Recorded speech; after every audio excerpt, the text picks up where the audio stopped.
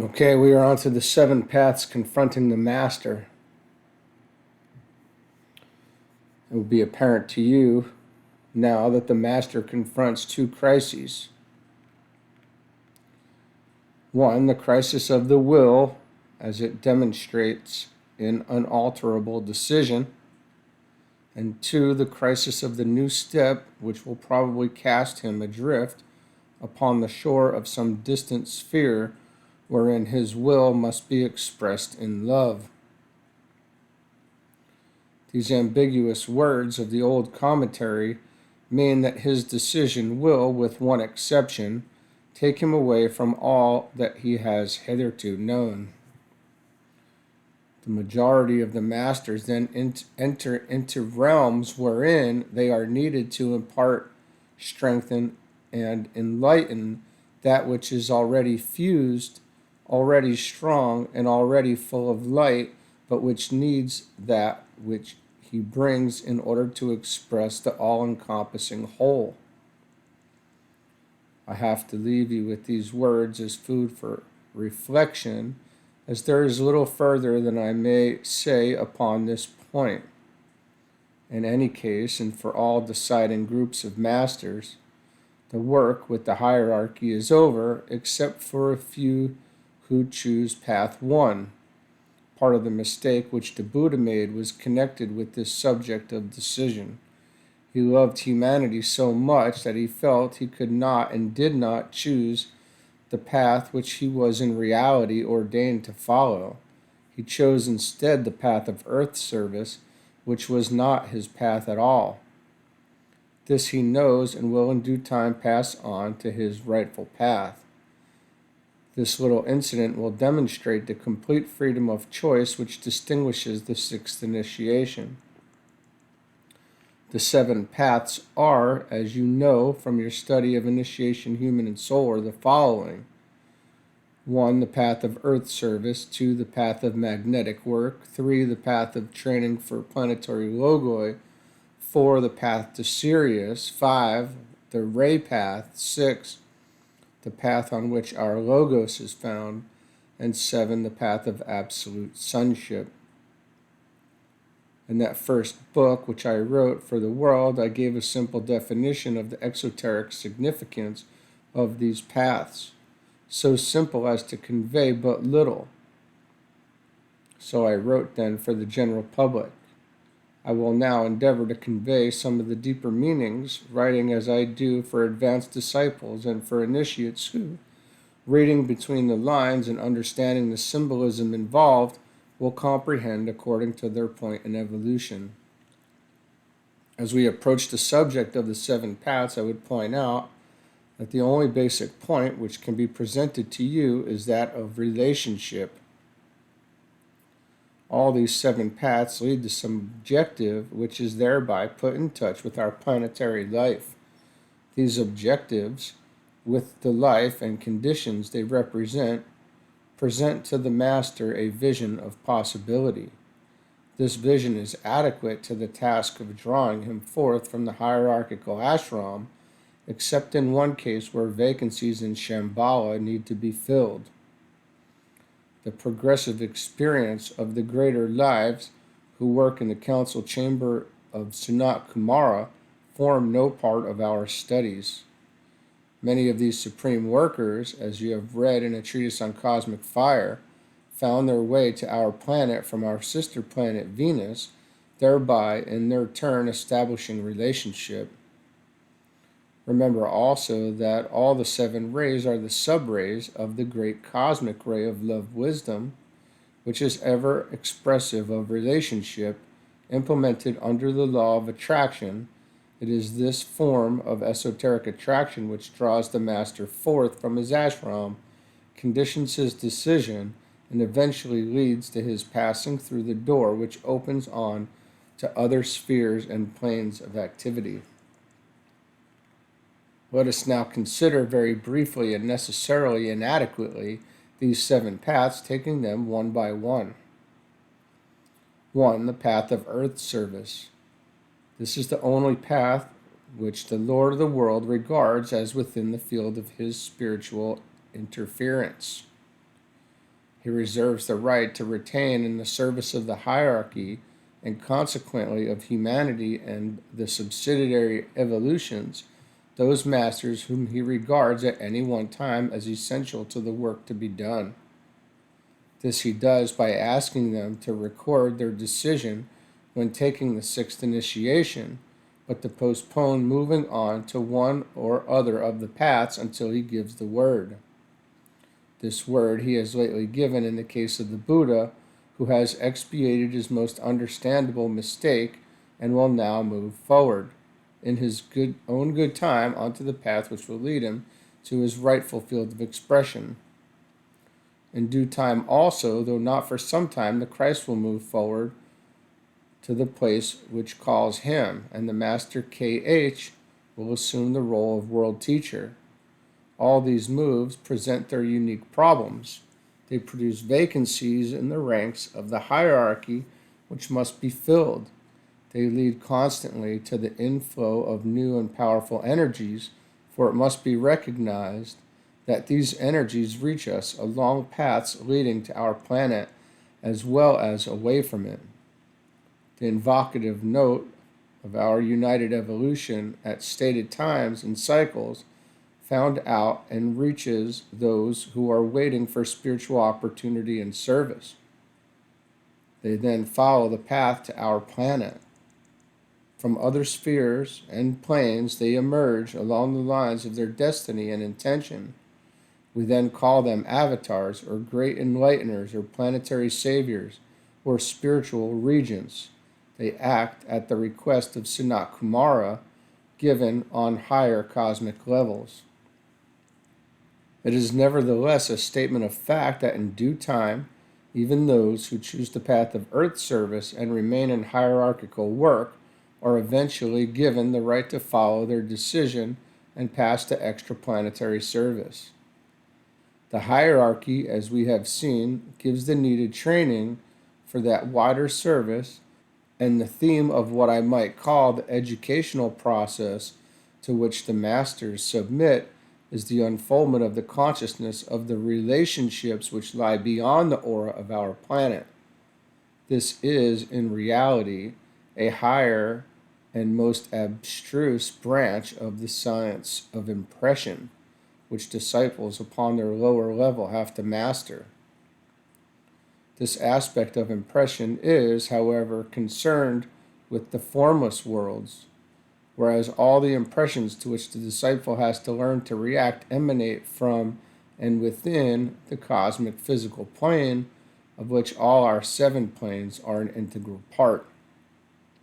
Our highest spiritual world is a part of the substantial world.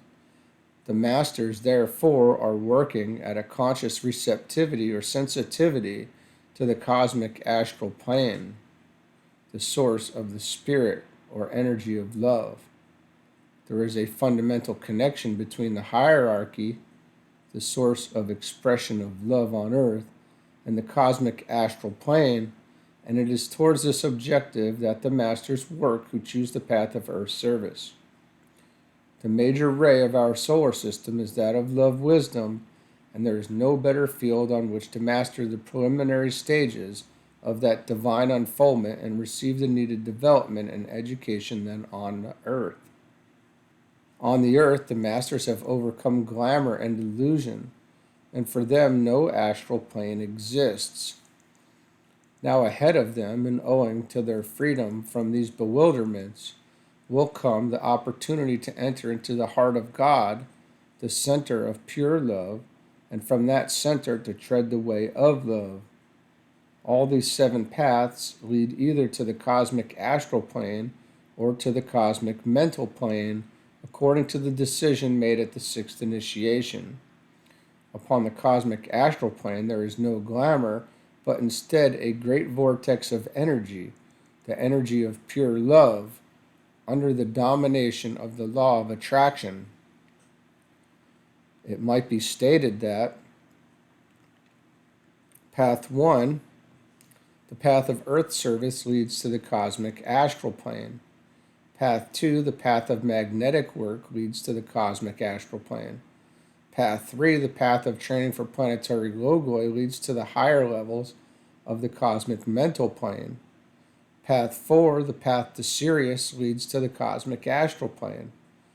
Path 5, the ray path, leads to the cosmic mental plane.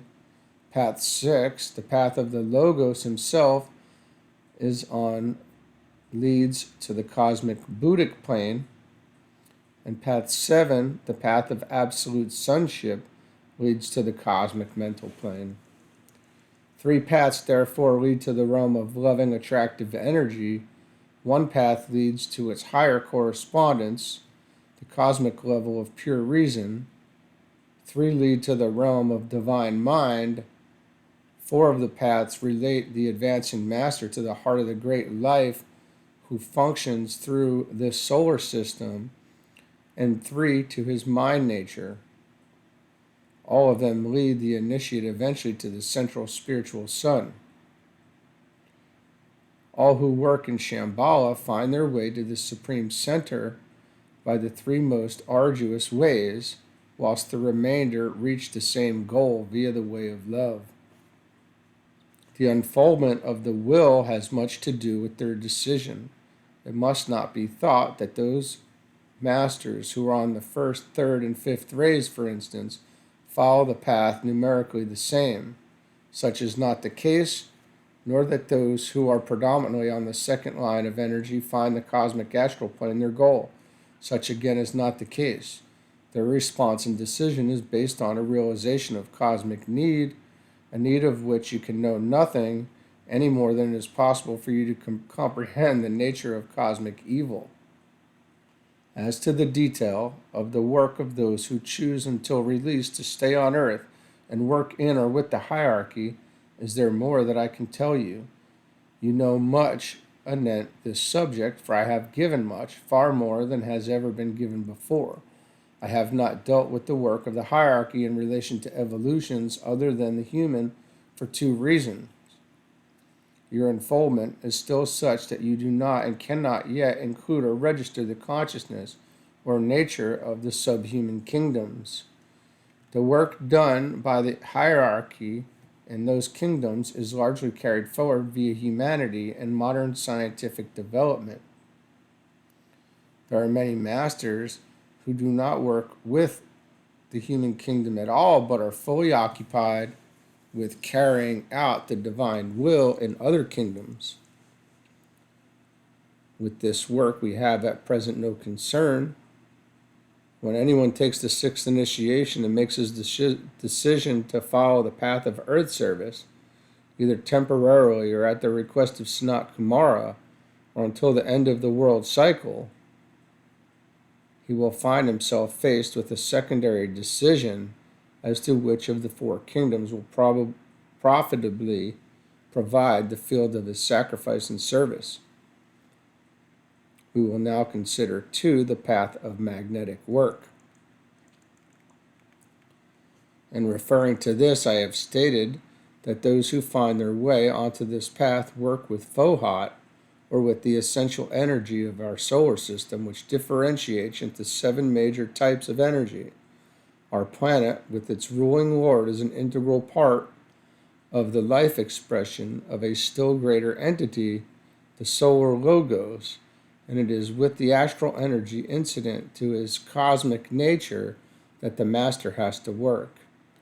He learns to direct the currents of this essential energy, and because of his past relation to the earth, he is part of the directing agency for astral energy within the planetary ring pass knot. I also said that many masters who reached liberation upon the 5th ray find their way to this path, thus proving the statement that it is not the ray which determines decision. These 5th ray masters, among many others, of course, will be working in a great 2nd ray vortex of energy. It must be pointed out that in its original state, this pure astral energy, directed under law into our planetary life, is free from all that is at present associated with the astral plane. glamour and delusion, emotional fog, and poisonous deceiving phenomena. These well-known aspects of the astral plane are all the creation of humanity down the ages and present, therefore an increasingly difficult problem to all aspirants.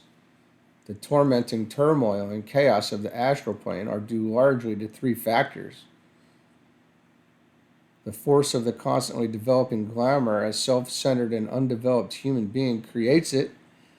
The force of those aspirants and disciples who are seeking to combat this in their own lives and in the lives of others, and the inflow of pure solar astral energy under the cyclic law and the direction of the master working on the second path.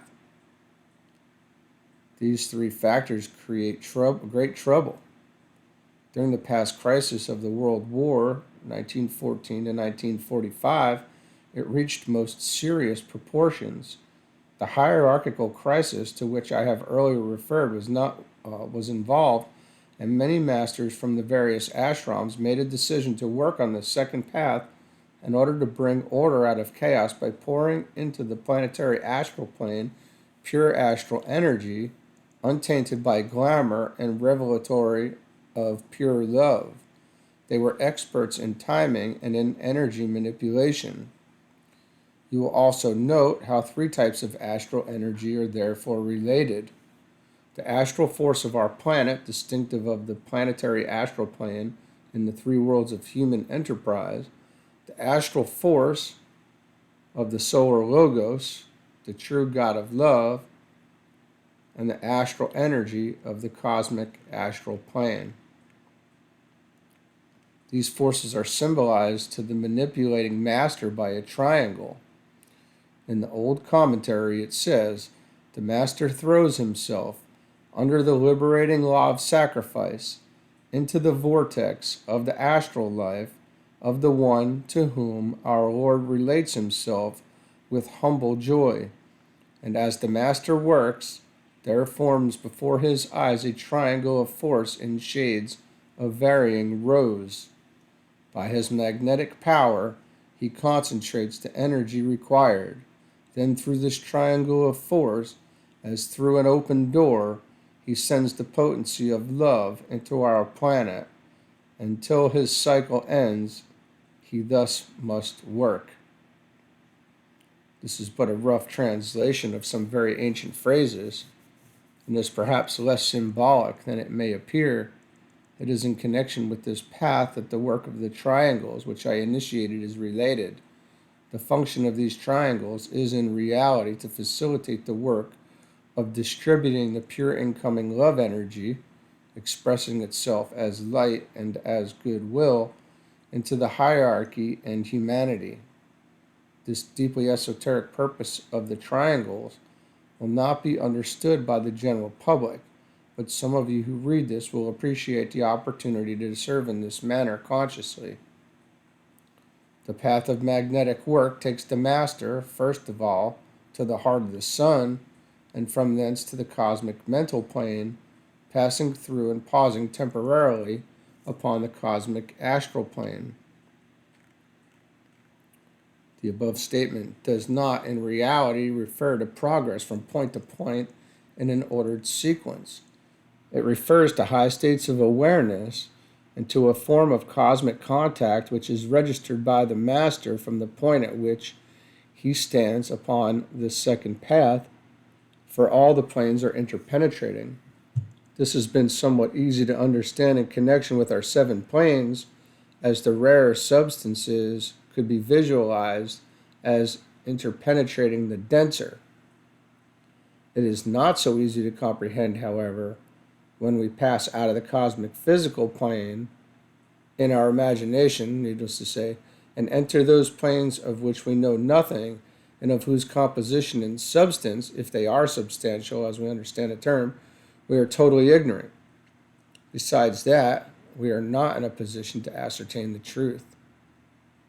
The method of the master's work upon this path is also not easily understood. It can be summed up in the following words, which may bring some light via their united meaning, each phrase contributing an idea if due reflection is brought to bear upon them. Of isolated unity, the position of the master, a positive focus, the mental attitude, sound under the law of attraction, or the means involved, precipitation, connected to the intention visioned, passage through the triangle, or the projection ensuing, and directive work under the law of distribution, connected to direction towards the goal. These phrases may give some vague idea of a process based on reception, then direction, producing rejection and impact where the rejecting agency ordained.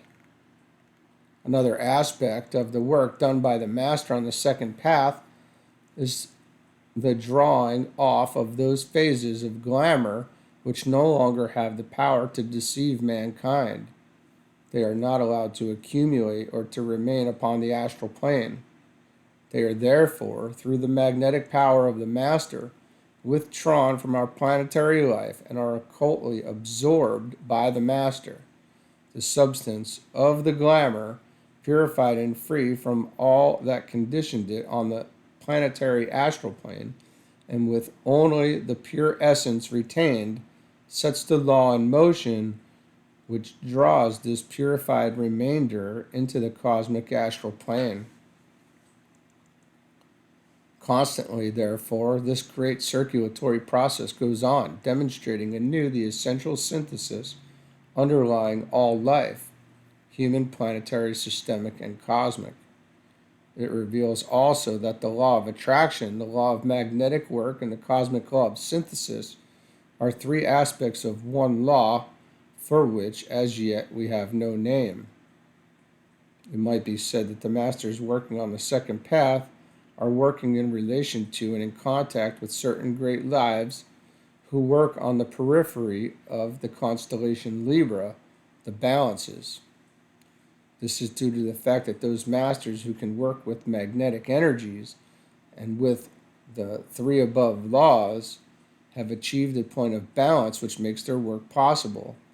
It involves also a poised attention and directive power, permitting the inflow of energies from Libra, which could not otherwise enter our planetary life at all. These Libran energies enter our solar system via the heart of the sun and are peculiarly amenable to magnetic attraction and distribution. All these paths gradually came into being when our planetary logos created the Earth and started the involutionary process of creation, leading in due time, but much later, to evolution. They are, therefore, all of them paths of return. The second path was one of the first to be used, and, again quoting the old commentary, the door once opening inward now opens outward and permits the exit of those who hold the key because they entered by that door in aeons long gone by. All the masters, and not only those upon the fifth ray, receive careful training in the manipulation of energies, and hence the statement of the Master K.H. to his disciples that the occultist has to learn to master and control the forces and energies within himself. The disciple and the initiate work with hierarchical energies and with the forces of the kingdoms of nature in the three worlds. The master receives instruction, and the handling of the energies which are extraplanetary but within the solar ring pass knot. Those masters whose decision it is to tread the second path are taught the control and direction of systemic energies and of certain energies emanating from Libra and from one of the stars in the constellation of the Great Bear. In the more advanced stages of their work, and when the master is far more advanced than the word indicates, he works consciously upon the cosmic mental plane. His activities will then be concerned with the relation of the energies of the Great Bear to the Pleiades, and their dual relationship, a higher correspondence to Atma Buddhi, to the solar system, and only incidentally to our Earth. Great is the interlocking, the interdependence, and the interpenetration. 3. The path of training for planetary logoi. It is obviously impossible to say much about this path. Those masters who tread it find their way to the various schools for the training of planetary logoi, which are found within certain of the major planetary schemes, as stated in Initiation Human and Solar. They are necessarily few in number, and a small group of them remains to study in our particular planetary enterprise under Sanat Kumara. This they do after making their decision and passing through the door on the periphery of our planetary ring-pass knot. Then, out of incarnation and working through the medium of the higher telepathy, they receive instruction from a nature incomprehensible to us, from the members of the council chamber at Shambhala, and primarily from 2 of the Buddhas of activity. Having learnt the technique and having passed certain tests, they move into the planetary life of Venus, our Earth's alter ego, and they complete their training. And there they complete their training, as far as our solar system can give it, finding their way eventually on to the cosmic mental plane. 2 things should be borne in mind in connection with this abstruse subject. First, the masters work primarily with the psyche, or the soul aspect within the solar system. They are occupied with the subtler expressions of consciousness with occult impressibility and the acute sensitivity which produces instant and accurate registration of all soul reactions within any particular planetary life. These kingdoms are not necessarily identical with those found on Earth, but they are, in all cases, vast groups of living forms which are manifestations or expressions of the nature of any particular planetary logos. The masters taking this training are not occupied with individual states of consciousness within any group.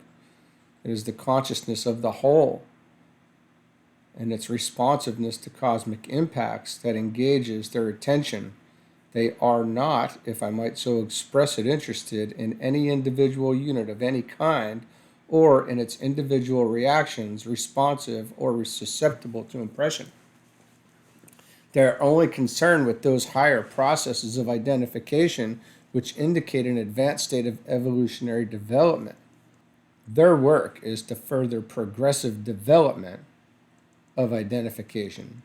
They begin with the identification of the monad within our planetary sphere with the purpose and the will of the Lord of the world, and proceed as their training produces the desired capabilities with greater identifications within the solar system. Beyond that, we need not proceed. Their whole training is concerned with the planetary, systemic, and cosmic building of the Antakarana, for it is via the Antakarana that spirit works, that life processes are controlled, and the will of all developing aspects of deity function. Forget not that relating our planet to the planet Venus is a planetary Antakarana, passing thence to the heart of the sun, and later to the cosmic mental plane. There are rainbow bridges carrying the 7-fold energies of the 7 rays from planet to planet, from system to system, and from plane to plane on cosmic levels. It is over these bridges that the will of the related spiritual identities is projected, producing that synthesis of effort which is distinctive of the cooperative systemic life. The work of the masters in training from our planet is, among other things, to unfold within themselves not only sensitivity to systemic purpose, but the ability to transmit that purpose to the council chamber at Shambhala. They have, in an extraplanetary sense, a definite correspondence with and relation to the group of Nirmanakayas within our planet who work in contemplative activity with the Antakarana, which connects the hierarchy with Shambhala and humanity with the hierarchy. As planetary logoi, when their own time comes, these masters will be concerned with the registration of the purpose and expressed will of some solar logos. They will then, through the planetary and systemic antikarana, supervise the gradual evolutionary impartation of that will, which is now theirs, to all the forms through which they function in any particular planet for which they have assumed responsibility. This definitely involves working with the soul aspect and with the unfoldment of conscious responsiveness and sensitive reaction to all the higher impressions. Second, these masters are the directing builders and creators, eventually, of all forms of planetary life, forms embodying qualities and intentions as yet undreamed of by us. They have developed in themselves a perfected synthesis of the two energies of Atma Buddhi, or of spiritual will and spiritual love, completely unified and energetically active in a comprehensive condition, seldom attained by any other group of masters in training. It must be realized that the Buddhas of activity, of whom there are only 3 on our planet, are similarly active. They are active love wisdom, or a complete synthesis of active intelligence, active love, and active will. The masters on this third path will, therefore, someday complete their training for planetary logoi by attaining the status of Buddhas of activity, and will for a period serve in that capacity in some planetary scheme before taking the control and guidance of their own body of manifestation. The training of these masters on the third path might be described as an intensive study of a most exalted form of the science of impression. The supreme task of a planetary logos is to impress his sevenfold body of manifestation via its 7 states of consciousness and 7 centers with his will and intention. These are progressively imparted as the etheric body is brought into an increasing state of receptivity through the awakening of the 7 planetary centers, primarily the 3 major centers. The masters thus in training gain experience of the methods used by the planetary logoi of all the 7 sacred planets, and the training is therefore an exceedingly lengthy one. It must be remembered, however, except in dense physical incarnation, and therefore conditioned by the brain and its special limitations, the spiritual man is not conscious of time once he is separated from the physical body. Let's say that again.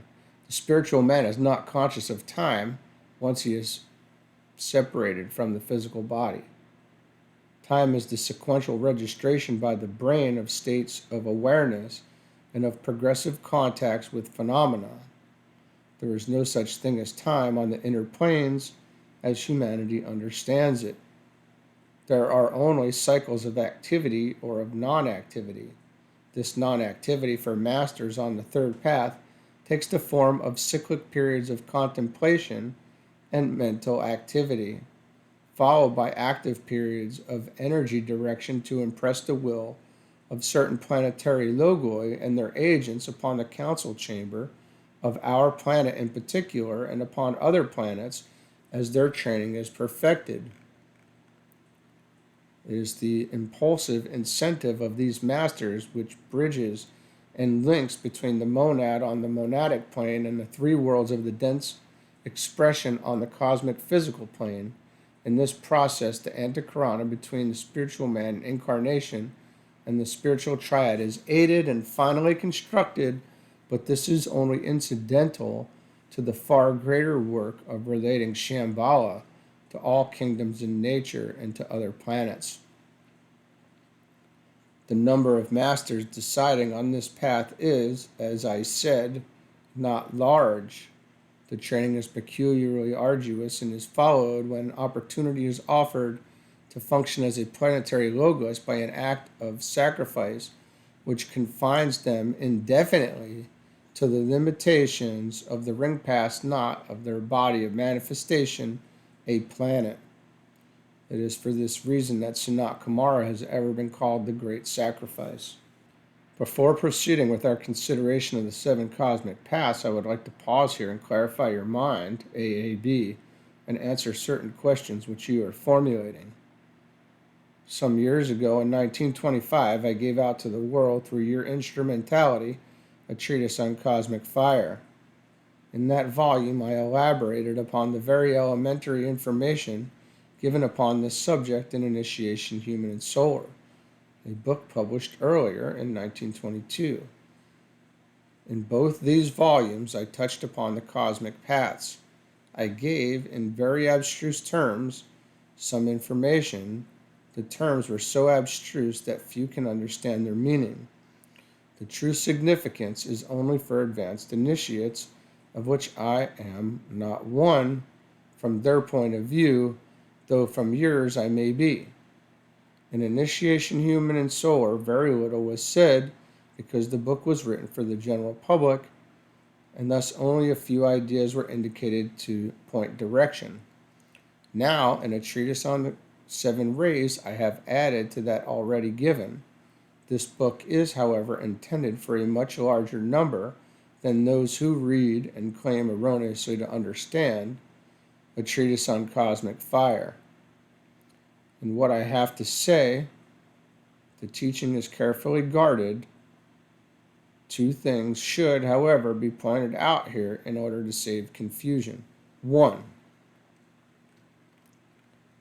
It had not been the intention of the hierarchy to give any further information anent these paths. It was felt that enough had been said about this naturally incomprehensible subject. Owing, however, to the fundamental changes in the hierarchical plans, this decision was altered. I was permitted to add that already given. This was due to 2 causes. A tremendous unfoldment of the human consciousness during the last 25 years warrants more information. So many aspirants were being admitted to the paths of discipleship and were finding their way into the ashrams, thus forcing the passage of many initiates on the way of the higher evolution. This in itself is a most joyous happening, but necessitated many ashramic adjustments. B, owing to this advancement, owing to the increased sensitivity of the human mechanism, and owing to the decisions humanity is in process of making as a result of the frightful testing period of the war, 1914 to 1945, the hierarchy far earlier than had been hoped or anticipated has prepared itself for physical plane manifestation, or for what is called by them the process of externalization. This has necessarily produced problems, and among them the strictly hierarchical problem of the passage of the initiate of the 6th degree onto the cosmic paths. You will find, if you study closely, the 3 presentations of the teaching in Initiation Human and Solar, A Treatise on Cosmic Fire, and A Treatise on the 7 Rays, what may appear to you as contradictions or differences. This is not truly so, but the casual reader may feel them to be present, even though the differences are apparent more than real. 2 causes account for this. A, the decision to throw open initiations higher than the 5th to the ready master and to familiarize the world of aspirants with their existence. Little has ever been given beyond the 5th initiation.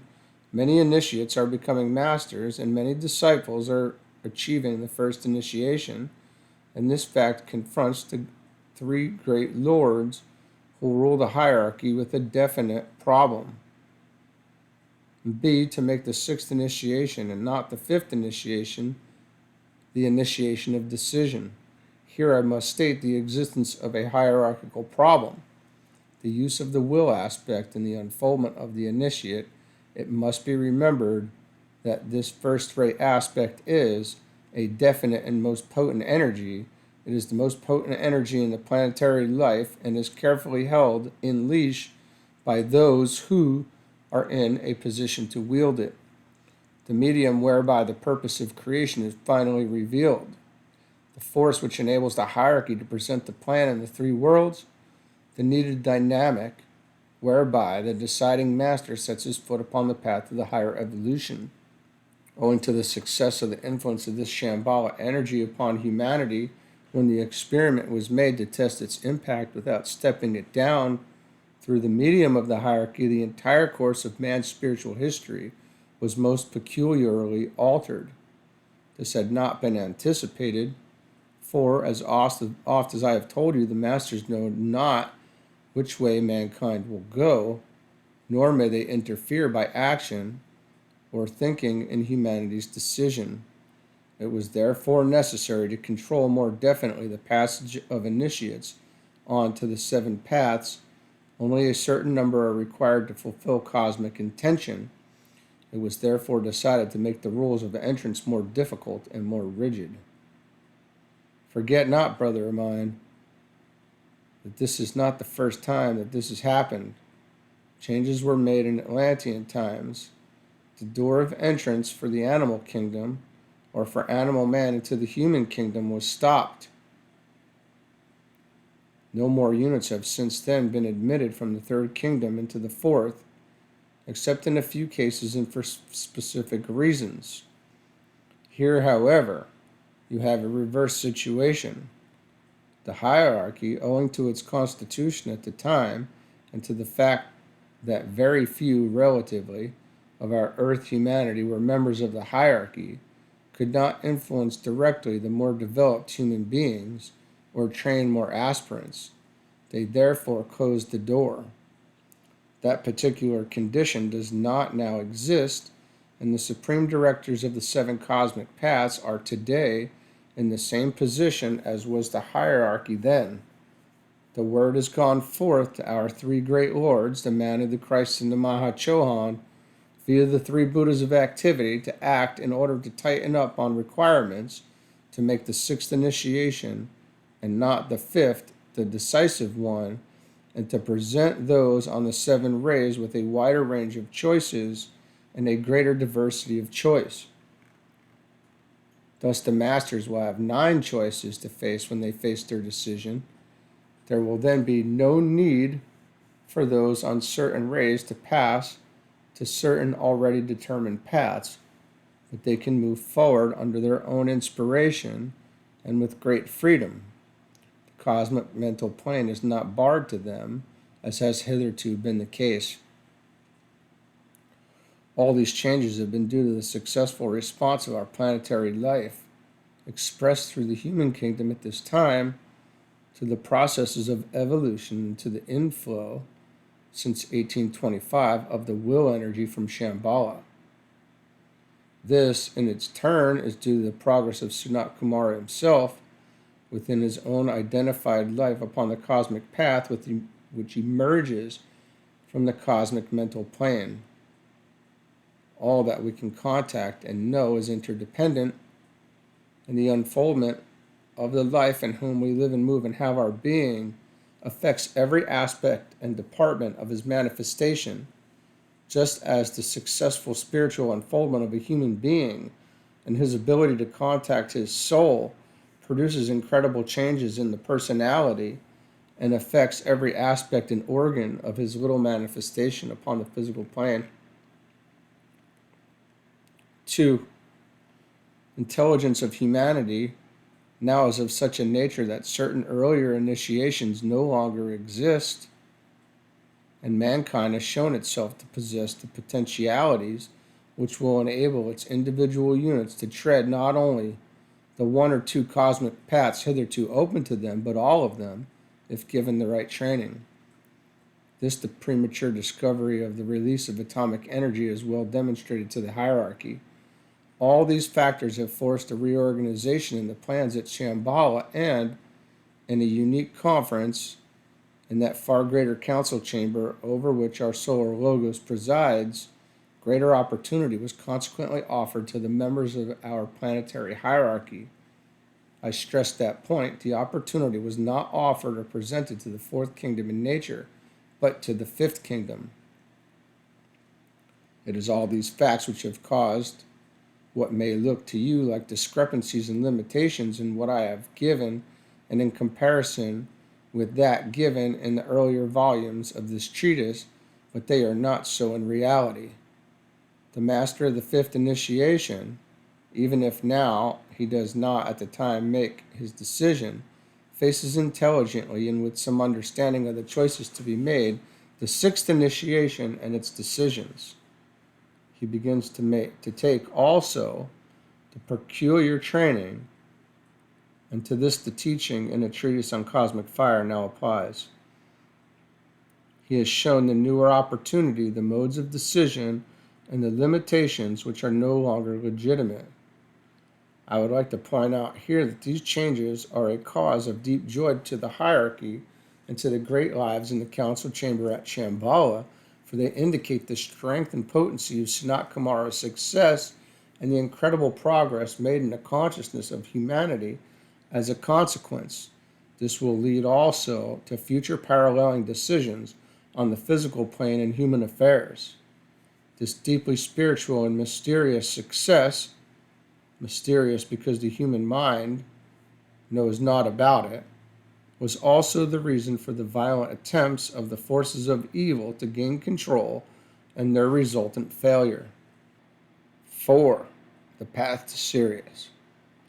I have frequently hinted in my various books that the sun, Sirius, is closely related to our planetary life. Much is known in the hierarchy, and that this connection and the particular relationship of this fourth path to humanity, the fourth kingdom in nature, but little can be communicated to the general public. I may, however, tell you certain things which may make your imaginative rangings, if I may so use such a strange phrase, creatively profitable to you. Will make your imaginative rangings creatively profitable to you. This great sun, which is to our solar logos, what the monad is to the spiritual man, has a peculiar part to play where our earth is concerned. It might be considered by those with a sound sense of occult proportion that our tiny planet with its planetary logos, one of the imperfect gods of the secret doctrine, would be too small to enter in the slightest way into the consciousness of that supreme illumined entity who is greater even than our solar logos. Such, however, is the case. There is a relationship of very ancient date between our Lord of the World, Sanat Kumara, and the Lord of Sirius, and this exists in spite of the fact that our planet is not a sacred planet. It might be added that our planet is, in the immediate cycle, owing to the factors I have lately considered with you, rapidly passing out of this category and on the inner planes and subjectively considered is a sacred planet. The effects of this transition from non-sacred to sacred have not fully demonstrated themselves objectively. The mystery of this relationship is partially revealed at one of the higher initiations, and it is then realized by the initiates that there is a good and adequate reason for the relation, and that the following esoteric events, relations, and happenings are simply consequences. 1. The majority of liberated humanity, and therefore a large number of the initiates who have to make decisions, choose this way to the cosmic center. 2. The relationship as it expresses itself is between the hierarchy and Sirius, and not between Shambhala and that stupendous sun. The energy evoked in response to this relationship enters the hierarchy via the heart of the sun, creating as a consequence a triangle of spiritual energy of enormous potency. You have therefore at the top of the triangle Sirius, the bottom right, the heart of the sun, and at the bottom left, the hierarchy, in place of where active intelligence usually is. As progress is made in the course of taking the higher initiations, it becomes apparent to the initiate that two major streams of energy enter our planetary life. A stream of energy coming from the cosmic mental plane, or from that focal point, which is to Sanat Kumara what the egoic lotus, the soul, is to the spiritual man. It carries the life principle of our planet and centers itself in Shambhala. From there, it is dispersed throughout all forms upon the planet, and we call it life. It must be remembered that this life principle embodies or is impregnated with the will and purpose of that, all capitals, which overshadows Sanat Kumara as the soul overshadows the personality. B, a stream of energy coming from the sun, Sirius. This enters directly into the hierarchy and carries with it the principle of Buddhi, of cosmic love. This, in a mysterious way, is the principle found at the heart of every atom. The principle follows the line of 1357, whilst the Buddhic flow follows the line of 246. Said again, the life principle follows the line of 1357, whilst the Buddhic flow follows the line of 246. Thus, Atma Buddhi becomes the blended reality which is brought to full unfoldment as evolution proceeds. The energy of Sirius bypasses, to use a modern word, Shambhala, and is focused in the hierarchy.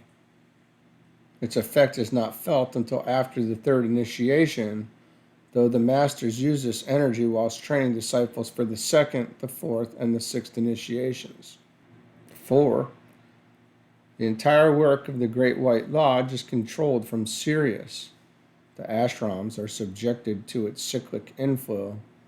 The higher initiations are taken under its stimulation, for the principle of beauty, of pure love, i.e. love wisdom, as we see on our chart, must be active in the heart of every initiate prior to the initiation of the Great Decision. It is therefore only initiates of the fifth, sixth, and higher initiations who can work consciously with the potent Buddhic livingness which permeates all ashrams, though unrecognized by the average disciple. And 5. This Syrian influence was not recognized, and little of it was definitely focused in the hierarchy until Christ came and revealed the love of God to humanity. He is the expression par excellence of a Syrian initiation, and it is to that high place he will eventually go, no matter what duties or hierarchical obligations may take him elsewhere between that time and now. The Buddha was originally to have chosen the fourth path, but other plans confront him now and will probably claim his choice. 6. Sanat Kumara is not on the Syrian line, but, to speak in symbols, not too deeply veiled, Lucifer, son of the morning, is closely related, and hence the large number of human beings who will become disciples in the Syrian Lodge. This is the true Blue Lodge, and to become a candidate in that lodge, the initiate of the third degree has to become a lowly aspirant with all the true and full initiations awaiting him within the sunshine of the major sun. 7. None of the above facts indicate divergence of view between Shambhala and a hierarchy, nor do they signify cleavage or differing aims and goals. The whole subject is reflected in such minor relations on earth as those between A, the spiritual triad and the personality, B, the mental unit and the monastic permanent atom, C, Atma Buddhi, and D, the Christ and the Buddha.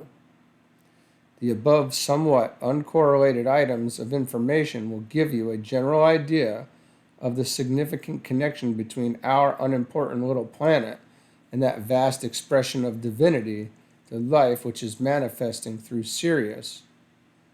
It is an expression which is organized and vital beyond anything man can vision, and which is free to completely unlimited extent, again beyond the power of man to comprehend.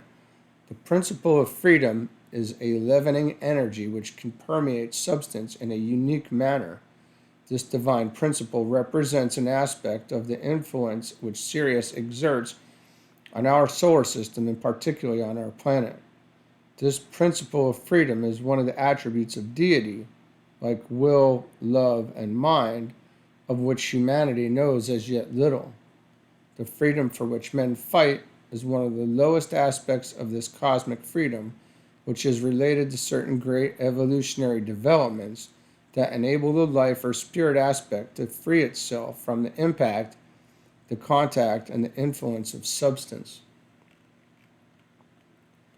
It is the principle of freedom which enables Sanat Kumara to dwell on the earth and yet stand free from all contacts except with those who have trodden the path of liberation and now stand free upon the cosmic physical plane. It is that which enables the initiate to achieve a state of isolated unity. It is that which lies behind the spirit of death and forms the motivating power of that great releasing agency. It is that which provides a pathway of power between our hierarchy and the distant sun, Sirius, and gives the incentive towards the culture of freedom or of liberation which motivates the work of the masters of the wisdom. It is that which produces the ferment and the vortex of conflict in far distant ages, in which has been recognized and present through the results of the law of evolution in every kingdom in nature. This is that which substands or lies under or behind all progress. This mysteriously exerting influence, this pulling away from form, as we might simply call it, emanates from Sirius, and for it we have no name. It is the law of which the three cosmic laws, the laws of synthesis, of attraction, and of economy, are only aspects. None of these three subsidiary laws imposes any rule or limitation upon the Lord of the world. The law of freedom, however, does impose certain restrictions, if one can use such a paradoxical phrase. It is responsible for his being known as the great sacrifice, for, under the control of this law, he created our planetary life and all that is within and upon it, in order to learn to wield this law with full understanding, in full consciousness, and yet at the same time to bring release to the myriad forms of his creation. Well, I must say that is a very, very interesting sentence there that I had to ponder for a little bit. So the law of economy affects humanity as a whole today throughout every phase of its life. The law of attraction is beginning to gain some control, particularly in the work which the hierarchy undertakes to do. And many initiates and senior disciples are becoming aware of the significance of the law of synthesis and are reacting to its impact. Later on, when moving to one of the seven paths, the master will work with the law of freedom. This is not, as you may well surmise, its true name, for in the last analysis, freedom and liberation are effects of its activity. This unique and mysterious law governs the life and the lives upon Sirius, and it is to that unknown sphere of functioning and intelligent activity that the law of economy is to our planet the lowest of the laws controlling existence in planetary form. This law of economy includes, as you know from my earlier writings, many lesser or subsidiary laws. It might therefore be stated that this law of freedom also does the same. Until more divine attributes are realized as existing and recognized as aspects, it is not possible for the name of the law which embodies the law of freedom to be given, for there is no word in our language adequately available. The above information will, however, link Sirius and our little planet, the Earth, in your minds. Masonry, as originally instituted far back in the very night of time and long antedating the Jewish dispensation, was organized under direct Syrian influence and modeled as far as possible on certain Syrian institutions, and bearing a slight resemblance also to our hierarchical life, as seen in the light of the eternal now. Its Blue Lodge, with its 3 degrees, is related to the 3 major groups of lives on Sirius, for there are no kingdoms of nature such as we possess. These groups receive all those who choose the 4th path and train them in the mode of existence and the type of livingness which is found on Sirius. This will make it plain to you that the least developed of the Sirian lives are, from our standpoint, all of them initiates of very high degree. Masonry is therefore connected in a peculiar way with the fourth path. Down the ages, the Masonic tradition has been preserved, changing its nomenclature from time to time, reinterpreting its words of power, and consequently getting further and further removed from its original beauty and intent. The time has now come, under cyclic law and in preparation for the New Age, for certain changes to be worked by Masons with spiritual understanding. The present Jewish coloring of Masonry is completely out of date and has been preserved far too long, for it is today either Jewish or Christian and should be neither. The Blue Lodge degrees are entirely Jewish in phrasing and wording, and this should be altered. The higher degrees are predominantly Christian, though permeated with Jewish names and words. This too should end. This Jewish coloring is today one of the main hindrances to the full expression of Masonic intention and should be changed whilst preserving the facts and detail and structure of the Masonic symbolism intact. Whatever form the new nomenclature will take, and this change will inevitably come, that too will pass away after due service rendered. Thus the cyclic transformation will proceed until such time as the bulk of humanity, standing upon the fourth path, will pass through the initiatory process on Sirius, of which our EA degree is a faint reflection. 5. The Ray Path. The history of evolution upon the earth, from the angle of humanity, is one of progress, emphatic revolutionary decisions, and climaxing crises. Without such a history, we should not realize the progress made and the steady, though gradual growth of sensitive response to environment, to contact, and to impressions, mental and spiritual. The history of evolution is in reality, and from the occult point of view, the history of the freeing of the spirit by the mode of steadily developing forms which, in orderly unfoldment and at the demand of spirit, meet its requirements in any particular cycle and at every stage of growth, consequent upon the response of substance to spiritual impact and impression. This impact and this impression relate to the bringing together of substance and spirit, of form and matter, and is also closely connected with the cyclic appearance of the rays, with their varying ray influences, qualities, and intentions, for they all contribute to the evolutionary process as they cycle in and out of manifested expression. It should be recognized that each ray lord, whilst following his own path of development, has certain qualities to express and certain aspects of life to unfold and manifest. The effects of these intentions of the ray lords or lives upon our planet is, from their angle, purely incidental and takes place without planning, being due to definite cyclic, circulatory, and cosmic activities wherein they are eternally engaged. Their intention and purposes are not, therefore, in any way related to humanity, a fact which men are apt to forget. It is, however, with these ray intentions that the initiate of the sixth degree is occupied when he passes on to the fifth or ray path.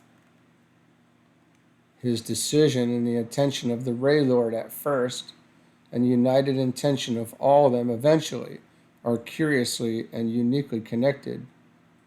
The master on this path works at the comprehension of the intention and the life purposes of the ray lords. Many first-ray souls find their way onto this path, for there is a close connection between the decision at the sixth initiation and this fifth path. This might be expected for two reasons. One, that every master is on one or other three major rays, and secondly, every master has to develop an understanding of the world of cosmic purpose. It is a connection based upon the use of the will It is the will to power, the will to love, and the will to know, plus the other four aspects of will. A Treatise on the Seven Rays, Volume 3, form elementary basis of the training given on this fifth path. So that's in Esoteric Astrology. Souls from other rays reach the same goal and occasionally choose this path, but it is not the one which constitutes for them the line of least resistance, as it often is for masters on the first ray. Masters from the first ray and the second ray tread it often, and each of them has a different mode of approach, technique, and type of realization. 1. First ray souls have to negate their isolated unity and study the beauty and value of differentiation. This period of training is followed by a mysterious process called multiple identification. Note how the adjective here conveys the many and the plural, whilst the noun gives the concept of unity and the singular. In these two words, apparently contradictory though esoterically significant, there is embodied one aspect of the initiation to be experienced on this ray path. 2. The second ray master who decides to go this way has to negate his attractive, magnetic tendencies and learn the meaning of isolated intention with a multiplicity of goals. I know not how else to translate the archaic phrase which describes the objective of the master's training on this path.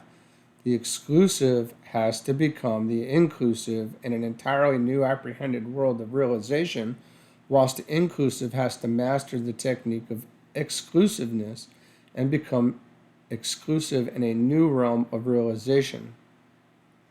It is an exclusiveness which has in it no slightest element of the great heresy of separateness. I may not here even indicate the type or quality of the intentions of the Ray Lords, which the master of the sixth initiation has to learn to comprehend. The training given him ends in another tremendous decision, which will place him in a group of lives on some sacred planet or in some solar system, which will be a correspondence to Shambhala on our little planet. Shambhala embodies the will or purpose of our planetary logos. The goal which these initiates, trained on the ray path, eventually reach is some sphere of activity wherein sublime purposes and divine intentions are worked out. 6. The path the logos himself is on. It should be remembered as this peculiar, abstruse subject is approached that the solar logos is as far removed in the evolutionary sense from our planetary logos as the latter is from the point of attainment of an accepted disciple. Yet the two are linked by a subjective unity and similarity of objective. At certain points upon the way of the higher evolution, their two lines of energy meet and blend. Our solar logos also plays a peculiarly interesting part in the development of our entire planetary life. For the sake of clarity, yet at the same time speaking symbolically, Sanat Kumara might be regarded as a personal disciple of the solar logos, with all that indicates of cosmic responsibility. We had much difficulty in considering understandingly the path trodden by those masters who decided to tread the path of training for planetary logoi. It is therefore far more difficult and practically impossible to say anything anent this path which is trodden by those great beings who are in training for solar logoi. Of these, Sanat Kumara is one. Not all the planetary logoi tread the path of solar logoi, for just as exalted positions await them elsewhere in the universe. Those masters, as I have said in A Treatise on Cosmic Fire, who tread this path are rare indeed, and hitherto have had to enter this path via the angel or deva evolution, and by transference then to the fifth or ray path. Changes have, however, been made, and a master can now pass on to the sixth path directly and without entering the deva evolution. This sixth path is one on which the masters in training have to work with the devas, who are so frequently the mobile agents of the creative process in solar creation.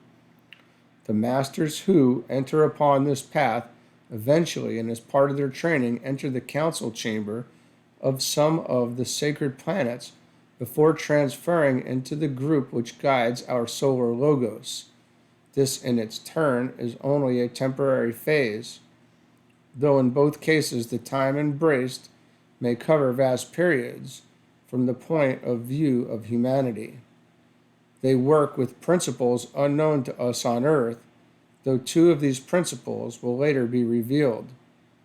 Many of them are controlling factors on other spheres and in other planetary schemes which are more advanced than ours. The master in training then acts as the custodian of these energetic principles, or as distributing agent. In this way, Venus was the custodian of what we call the principle of mind and brought it as a pure gift to embryonic humanity. 7. The path of absolute sonship. As I have previously pointed out, not much can be given out concerning this mysterious path, which leads into a triangle, if I may so express it, formed of 3 lines of energy of differing and greatly varying vibratory effectiveness. This triangle is in the nature of an open door, presenting unique and unprecedented opportunity to those who discover this path. Just as one of the 7 paths produce ultimately relationship to the Pleiades, so this path relates our solar system to the constellation of the Great Bear. You have therefore the following triangle composed of one stream of energy emanating from the Great Bear, another stream of energy issuing from the heart of the sun from our solar logos, and the base line constituted of the 7 streams of energy which come from our 7 sacred planets. The potency and the effectiveness of this triangle is therefore unique and apparent. It produces relation between our system, our planets, and the universe. This open triangle presents opportunity to those lives who, from the other side of the triangle, to that presented to our solar system and its contents, seek to help our solar system and bring the non-sacred planets to the point of liberation, which is their particular goal. Through this triangular door, all the great avatars enter our system and find the point where they can serve. The inflow of extrasolar energy is what produces the 7 cosmic paths. There is no such grouping as the 7 solar paths. In most cases, the paths lead away from our solar system altogether. If you will study the more abstruse meaning, teaching, more veiled and more symbolic than this, you will find certain statements made which, to the esotericist, will throw much light on the simpler presentations in this treatise on the 7 rays.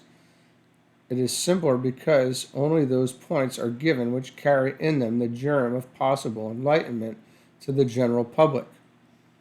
A treatise on cosmic fire is not written for the general public. It is strictly a presentation of truth for the initiated disciple. Its line is strictly a first ray and third ray presentation, whilst this treatise is strictly a second ray approach. This is a statement warranting careful thought, and one that has as yet received no recognition.